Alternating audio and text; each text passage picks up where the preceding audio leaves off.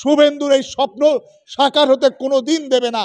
বিয়ে করেনি তো, ওর বোধহয় পারলে আপনারা সবাই মিলে ওকে একটা বিয়ে দেওয়ার ব্যবস্থা করুন, তাহলে হয়তো একটু মানুষ হবার চেষ্টা করবে। আর এখন দেখছেন না, রাস্তায় বেরোলে লোকে চোর বলে ডাকছে, যেখানে যাচ্ছে চোর চোর করে ডাকা করছে, চোর চোর, খারাপ লোক বলছে। আর ও কি করছে, নিজের পায়ের জুতো খুলে সাধারণ পাবলিকের পেছনে দৌড়ে দৌড়ে বেড়াচ্ছে। এই আবার নাকি বিরোধী দলনেতা।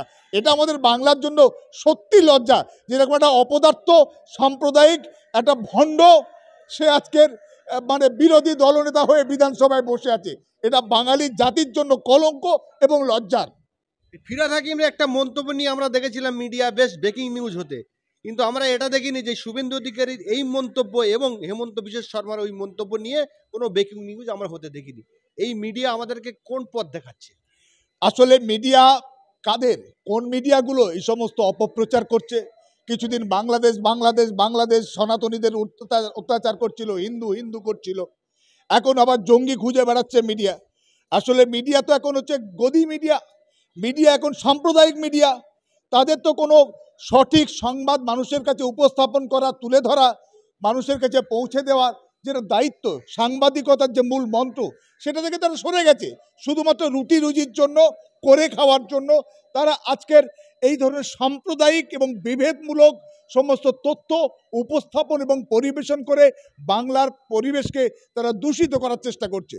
তারা একদিকে ফিরহাদ হাকিমের বক্তব্যকে বিকৃত করছে বা আংশিক তুলে ধরার চেষ্টা করছে, অন্যদিকে আবার এই শুভেন্দু অধিকারীরা, হিমন্ত বিশ্ব শর্মারা বা বিজেপির বিভিন্ন সাইজের নেতারা বিভিন্ন সময় যে সাম্প্রদায়িক প্রচারণা এবং যে জঘন্য ভাষায় সাম্প্রদায়িক কথাবার্তা বলে বেড়াচ্ছে, তাদেরকে সেটির সমালোচনা করা, তাদের সেটা খারাপ বলা বা সেটাকে জনমত তৈরি করার ক্ষেত্রে সেখানে মিডিয়ার যে ভূমিকা থাকা দরকার ছিল সেটা তারা করছে না।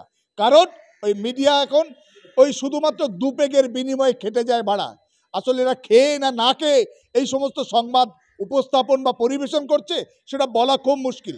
আসলে এর পেছনে সব মালের রফা আছে, মালেই সমস্ত কিছু চলছে, মালের ভিত্তিতে এই সমস্ত প্রচারণা করছে মিডিয়া।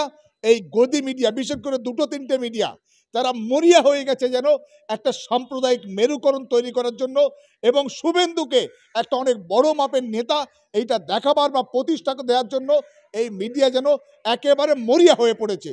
তাই আমার মনে হয়, আমি বিশ্বাস করি বাংলার মানুষ, প্রায় 11 কোটি মানুষ, তারা এই সমস্ত সাম্প্রদায়িক বিভেদকামী শক্তি, মিডিয়া এবং তার তাদেরকে বয়কট করবে এবং এই মিডিয়া দেখবে না এবং তাদের প্রিন্ট মিডিয়া সেগুলোকেও তারা পড়বে না। এটা আমার আশা এবং বিশ্বাস। তা না হলে আজকের বাংলা পিছিয়ে পড়বে। বাংলার দরকার কর্মসংস্থান, বেকারদের হাতে কাজ, শিক্ষা, স্বাস্থ্যের যে দুর্নীতি সেগুলো বন্ধ হোক, গঠনমূলক আলোচনা হোক, বাংলাকে এগিয়ে নিয়ে যাওয়ার জন্য কথাবার্তা হোক। হিন্দু মুসলমান, হিন্দু সনাতনী, মুসলমান, জঙ্গি টঙ্গি, সব কি? জঙ্গি যারা হয় অবশ্যই তারা খারাপ, তাদের কোনো জাত ধর্ম নিয়ে পরিচয় নিয়ে বড় কথা নয়। হিন্দু হতে পারে, মুসলমান হতে পারে, কিন্তু তার ধর্ম পরিচয় বড় কথা নয়। জঙ্গি, তার ধর্ম হচ্ছে মানে সন্ত্রাসী কাজকর্ম করা। ফলে সেটাকে কেন্দ্র করে যে একটা মেরুকরণ করার যে তারা প্রচেষ্টা আজকের মিডিয়া চালাচ্ছে, এটা আমাদের জন্য লজ্জার।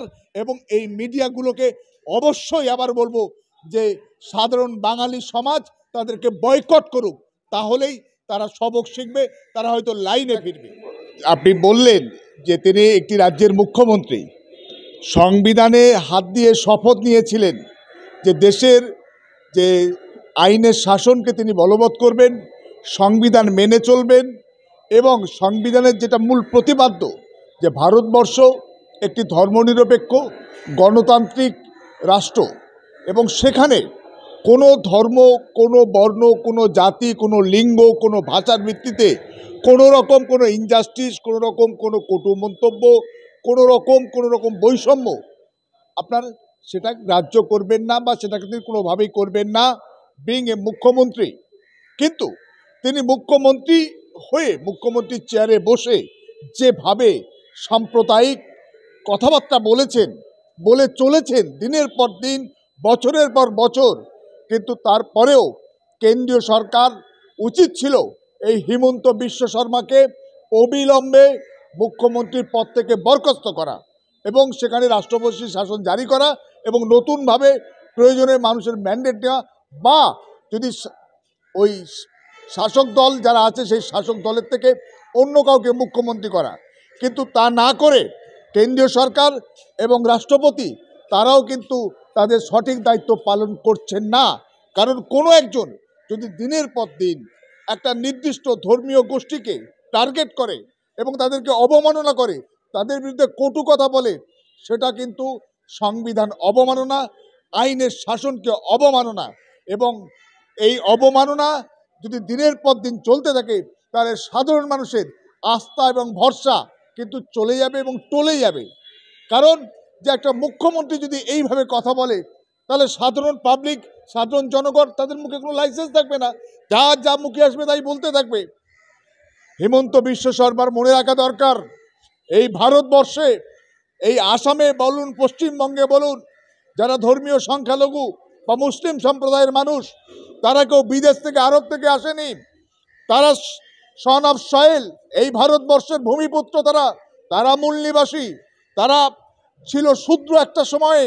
এই ব্রাহ্মণ্যবাদের অত্যাচার থেকে মুক্তি পাওয়ার জন্যেই তারা কিন্তু আজকের তাদের ধর্মীয় বিশ্বাস চেঞ্জ করে তারা মুসলমান হয়েছে।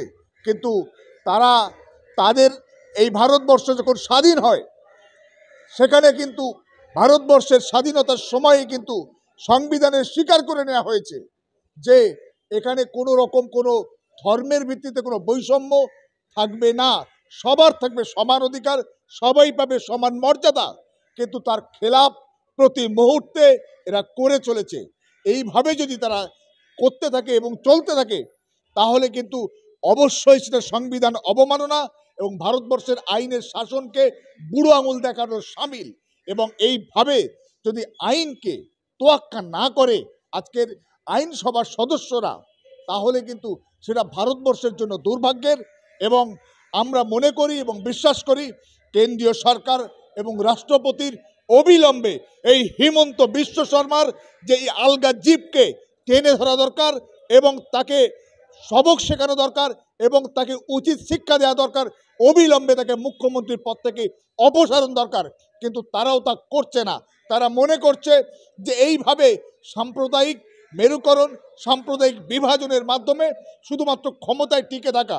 কিন্তু আজকের মুসলমানরা ঠিক যেমন আজকে শূদ্র থেকে আজকে ধর্মান্তরিত হয়ে আজকে মুসলমান হয়েছে, আসলে এরা ধর্মান্তরিত শূদ্র।